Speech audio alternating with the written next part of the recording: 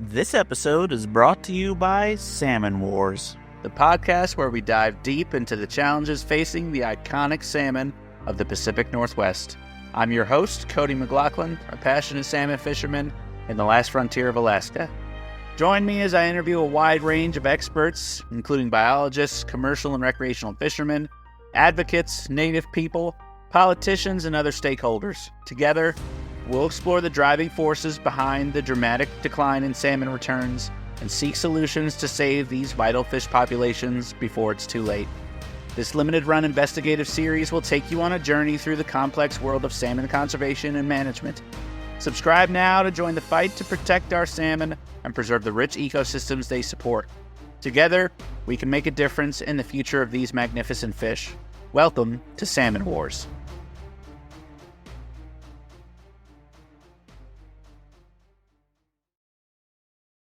This episode is brought to you by Shopify. Upgrade your business with Shopify, home of the #1 checkout on the planet. Shop Pay boosts conversions up to 50%, meaning fewer carts going abandoned and more sales going cha-ching. So if you're into growing your business, get a commerce platform that's ready to sell wherever your customers are. Visit Shopify.com to upgrade your selling today.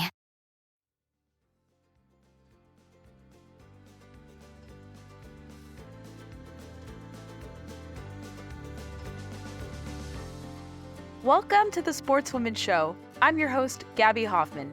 From gator hunting in the swamps of Florida to fly fishing in the cold water streams of the Mountain West, join us as we explore real human stories of women, from influencers to scientists to policymakers who are spending their lives in the outdoors. Let's begin.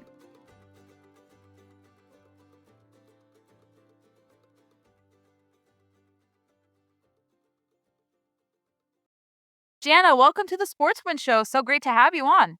Oh, thank you so much. It is always such a pleasure to talk with you. And like I was mentioning earlier on our chit chat, you are my go-to gal. You are my media gal. I probably get the most important news in my life from you. So it is a complete honor to be on here today.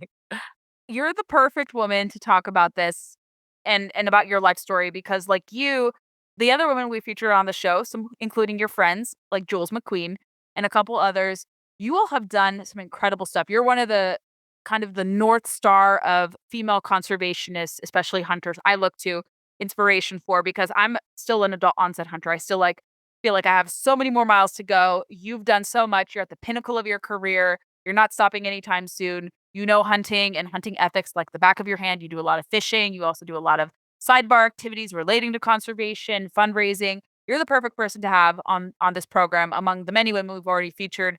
But it's always great to speak to you. And Jana, for those who may be unfamiliar with your story, why don't you explain and elaborate how you got into hunting? What was Sure. the impetus? It was definitely being born the second daughter of my parents. They only had 2 kids, and I'm sure, like a lot of families, let's just be honest, my dad was probably hoping for a little boy. And I don't even know if you can joke about this anymore, but I'm just gonna go for it. He had me, and I was that classic tomboy, and who just loved digging in the dirt and loved being outdoors. And so we always joke that he basically turned me into a little boy. He literally, he let me, just shadow him. And here, my sister and I could not be more opposite. She was always in her room reading, studying. She's just super smart, really cerebral. I'm the, little Sherman Tank. Literally, Sherman was my nickname. Outdoors, plowing through everything, coming home muddy, just tomboy at heart. And so my dad really noticed that love of nature and I think wanted a little hunting buddy. So he let me shadow him when I was in grade school in the duck blinds and the goose blinds in Wisconsin. He would let me tag along the pheasant fields, hunting pheasant. And he was smart enough to sign me up for hunter safety back in 1983. And back in the day in the 70s and 80s, there were not a lot of women in hunting. In my hunter safety class, I think I was the only girl that I remember. And but I really attribute that all to him of not, I never even felt weird about it at all. It was just normal. And went through hunter safety and went to South Dakota many a years with my dad on road trips to bird hunt. And I was literally just the walker. I would walk the fields. I was very proud to be the bird gutter in the group. And I thought that was such an important role and I loved it. And since then, my dad has always joked about to everybody that Jana does not field dress anything. She autopsies everything because it was fascinating as a kid and it's still fascinating to me now. But I got into big game hunting when I was in high school. I didn't hunt myself particularly, but I would sit in the tree stands with my dad or with my high school boyfriend, watch the whitetails and watch all the birds. And I just loved it. And I never really considered picking up a bow until I had that aha moment. I was a freshman in college. I was at my roommate's friend's house. She had just gotten back from bow hunting. And I said to her, "Oh, I thought about trying it, but it seems so hard. I can't pull my dad's bow back." And she was like, "Well, you got to get a bow that fits you." And I was like, "Go." Like it literally was, well, if she could do it, I could do it moment. And so that year I went and got a bow and I shot all year. And the next year following, I got a doe. And, that was over 30 years ago and been bow hunting ever since, as well as gotten into a lot of different types of hunting, muzzleloader hunting, rifle hunting, shotgun, even pistol hunting. And it's just little did I know back in my early 20s that it would be a career path of mine. I have had many a job throughout my 20s, mostly outside sales, radio sales, worked for Edward Jones for 10 years, Edward Jones Investments.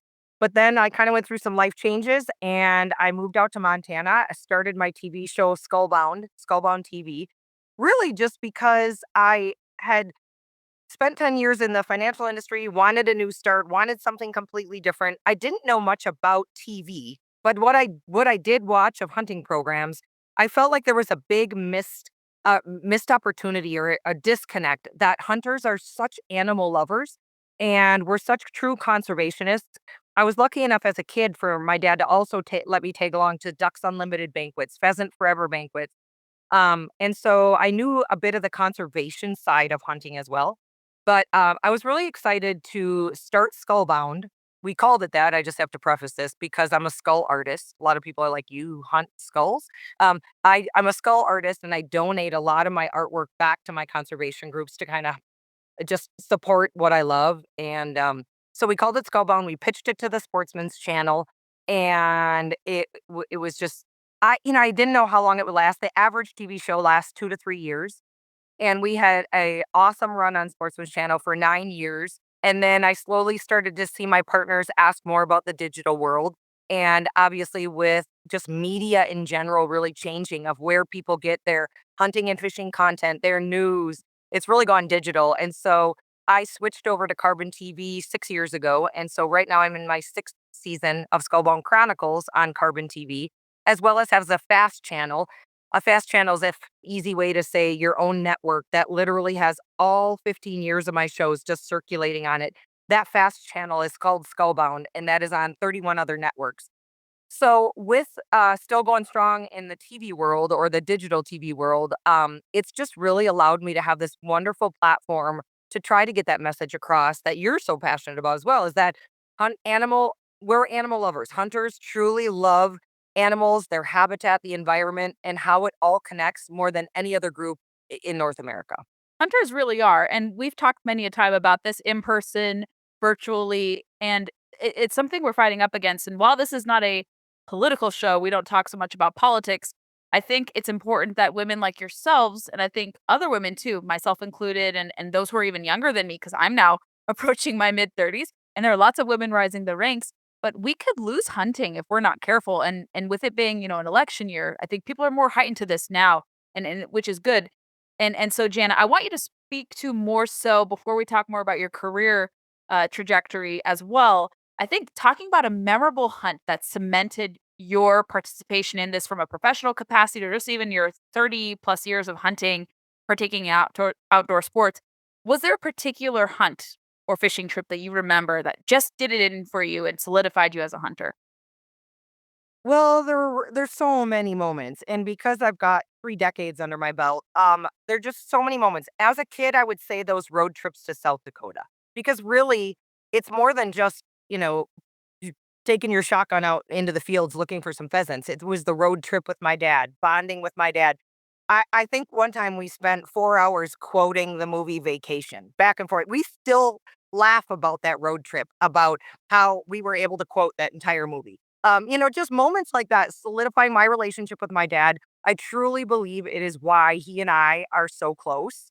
Um, it really is that bond between us as hunters and that time spent together.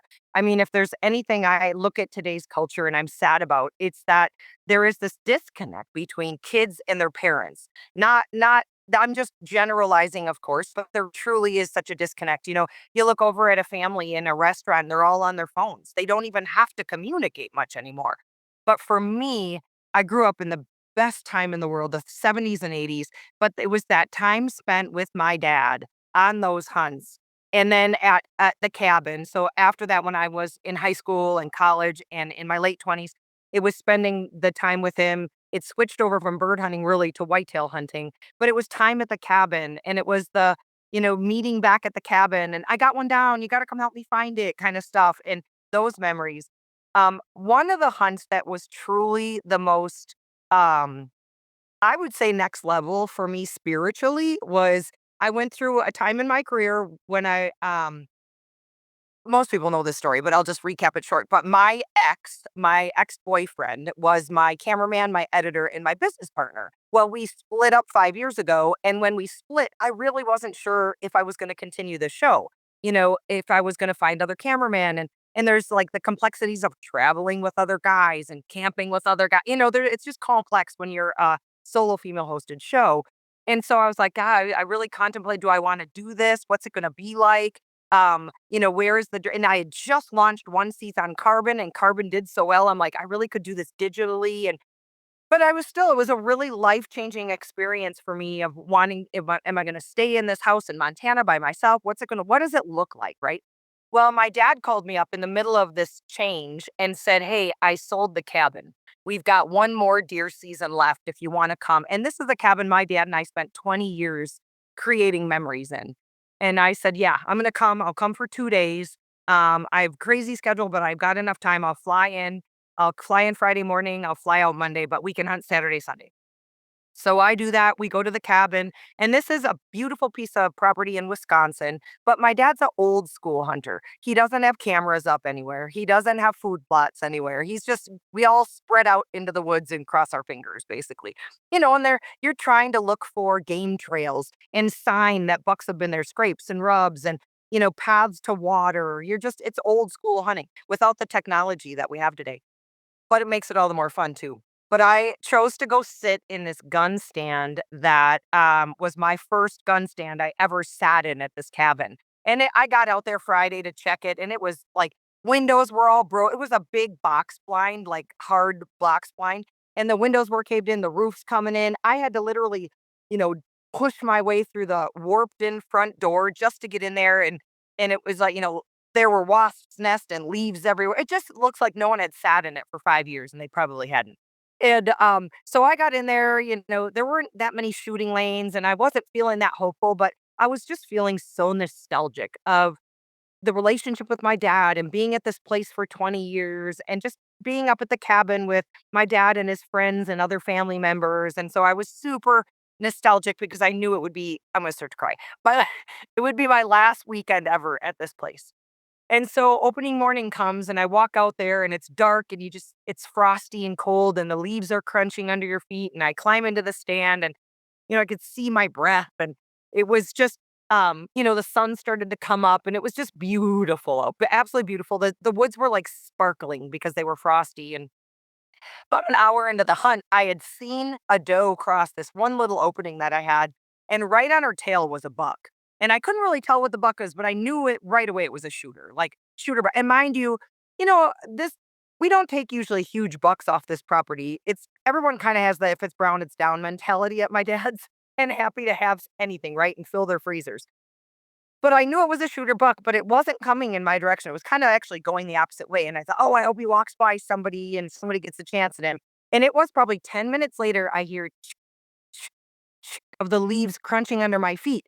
And I look right below me, and there is this buck directly below me, 5 feet away. I'm just in a window right above him. And I couldn't even get my gun. I hear I've got my .26 Nosler with a suppressor, huge long-barreled rifle. I couldn't even get it down low enough. So this buck slowly walks out.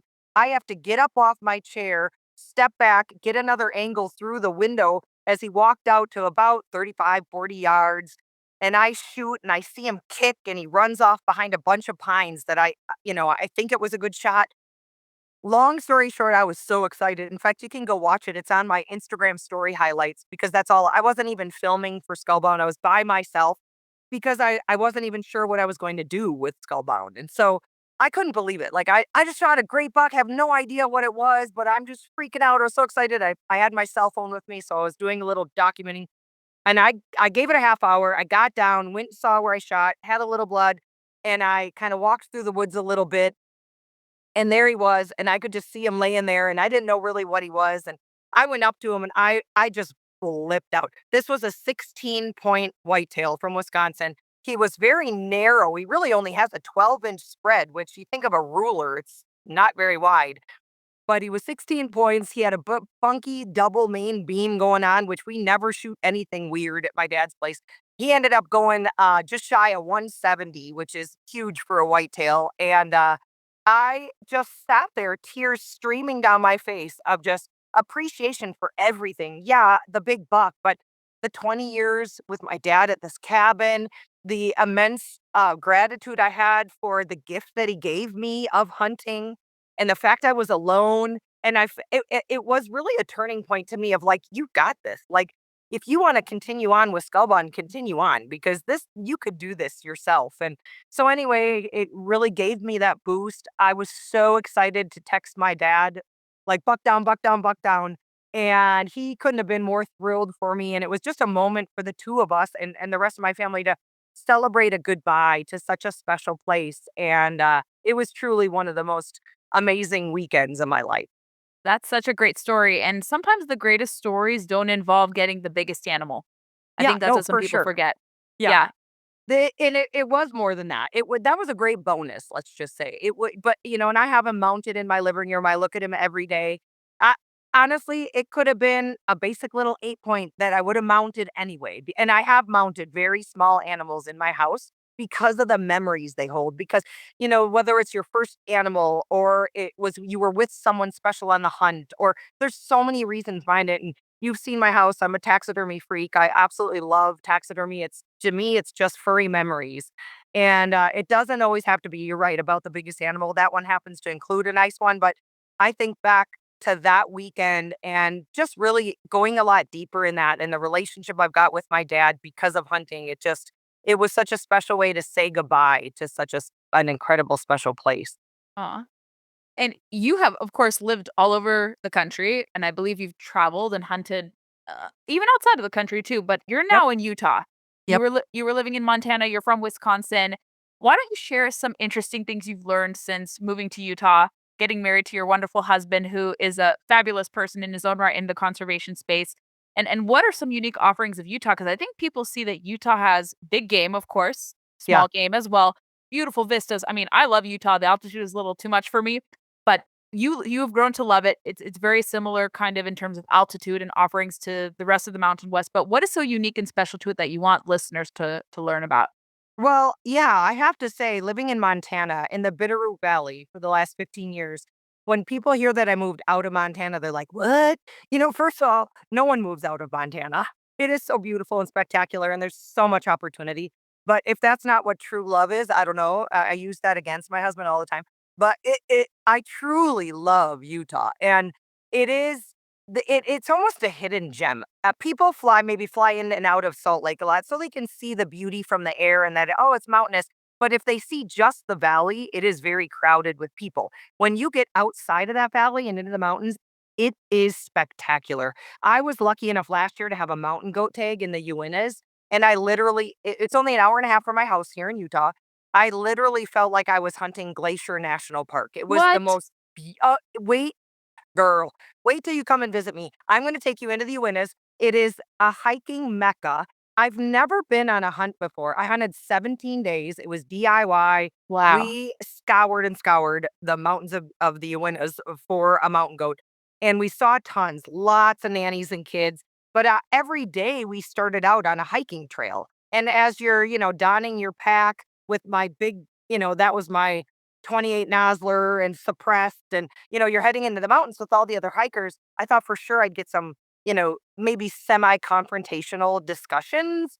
And not once did anyone give me a dirty look or come over and say anything negative. I had a lot of fantastic conversations with hikers who were like, "What are you doing?" And I'm like, "Oh, I have a mountain goat tag." "Oh, no way. So how do you get it out? And do you eat mountain goat?" And all this, like, how hard is it to get the tag? All these wonderful conversations, back and forth with people. That was fantastic. But yeah, it was the Chalk Creek Camas unit, and it is spectacular, absolutely beautiful. But even in my own backyard here, we live. People won't ever hear it. My town. My town's really little. It doesn't even have a main street or anything. It's just a bunch of houses in the hills. But we live right next to Spanish Fork, and it is just beautiful when you get into the mountains. We've got mule deer all over our backyard. Mule deer, pheasants, turkeys, quail daily in the backyard. And then I can see elk on my back ridge with the spotting scope. And it's just beautiful. And one thing I discovered moving to Utah was I didn't realize that I was living in waterfowl Mecca. Like Mecca. People travel from across the country and the world just to hunt the waterfowl on Great Salt Lake and the other lakes surrounding. It is a flyway Mecca for all waterfowl, ducks, geese, swans, you name it. I didn't realize that I lived in such a fantastic waterfall area. And I've waterfall hunted a little bit, but I am by no means good at it. And so that is one area I look I look forward to sort of just learning more about. We've got a good buddy, Richie and Clint, who own boats. They've got every decoy under the sun. They're waterfall experts, and it's going to be fun. I can tell the next decade or two, just learning from them. Yeah, Utah is beautiful, and I do have to visit you at some point. I'm hoping next year my schedule will be a little less crazy. But Yeah. I mean, I don't know if you know this too, Jana, but when I was researching Utah fly fishing or trout offerings, you all have cutthroat trout. You have some beautiful trout in the waters close to Provo, Salt Lake City, and further south towards like Kanab and the national parks.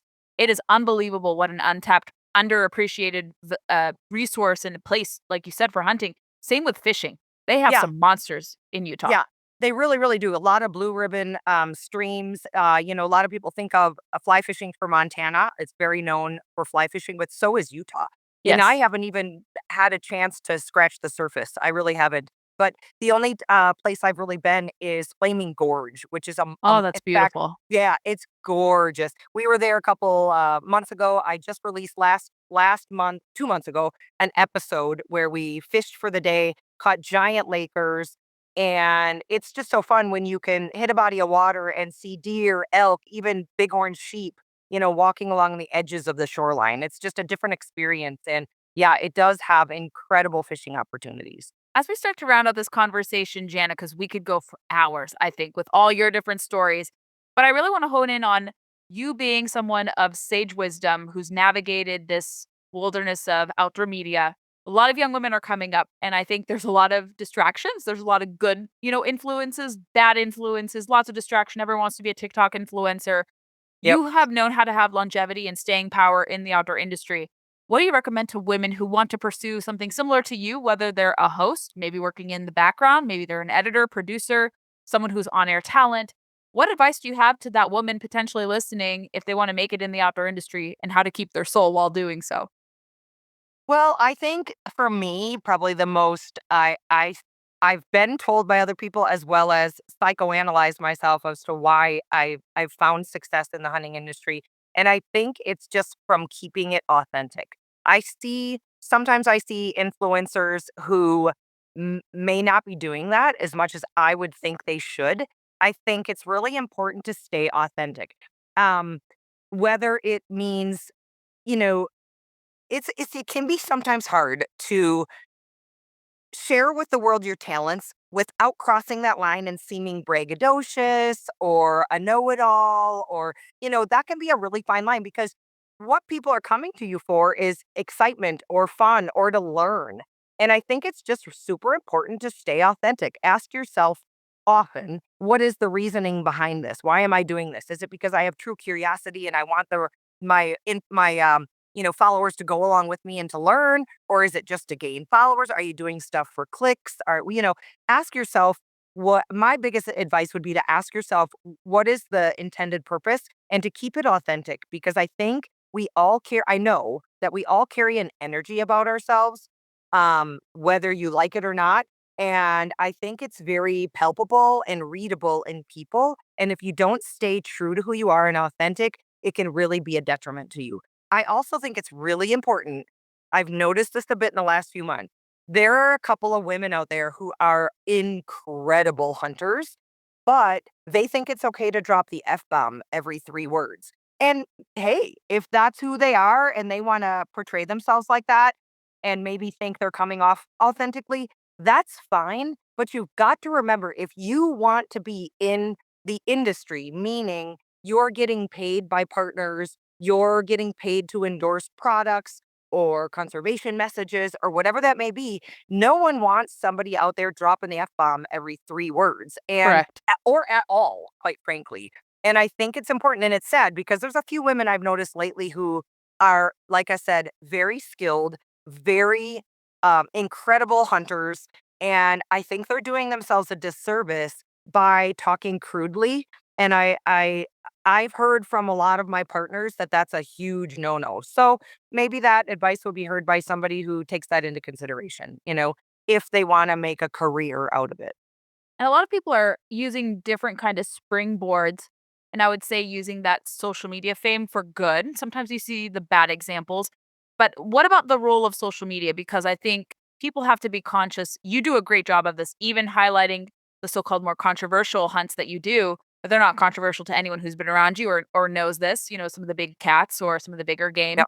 Yep. But how do people delicately go about this, still showcasing the big hunts, which do play a greater role, of course, same role like any other form of hunting, instead of falling into the trap of people who are poaching, Yeah. getting that spotlight too. Of course, you've done a great job of differentiating between that. But even for those kind of more particular cases of or forms of hunting, rather, not cases, but forms of hunting, how should women delicately balance that as well? I think it's really important to remember that we're often talking to people who might not understand the hunt, whatever it is, whether it's like you and I were talking earlier, whether it's a swan hunt and people are like, wait, what? You hunt swan? Or it's a big predator hunt.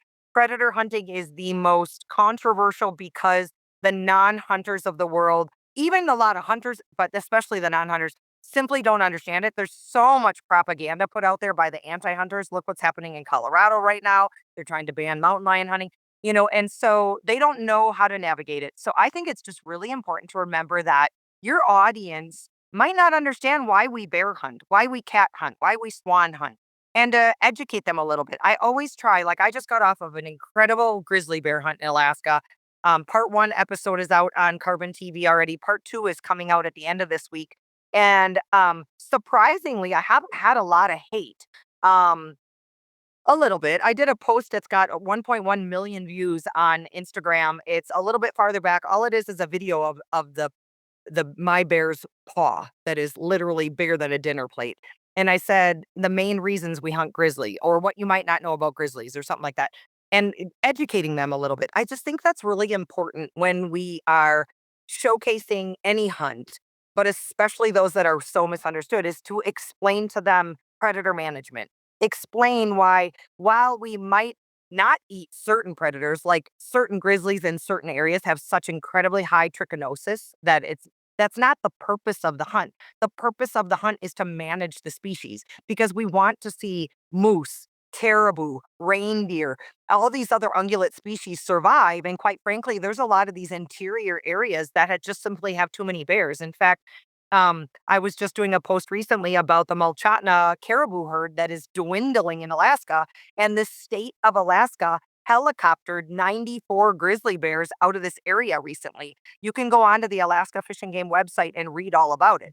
And it's just so misunderstood. And I'd rather see those opportunities, um, be hunting opportunities, but logistically wise, they've got to do something about this caribou herd. It's at a dangerously low population right now. I think back to your original question, it's important to educate people and explain why we're doing what we're doing. And also, I think show people also, like, John and I just got off of an archery antelope hunt where we both got antelope. And the next few days following that, I put on my favorite recipe.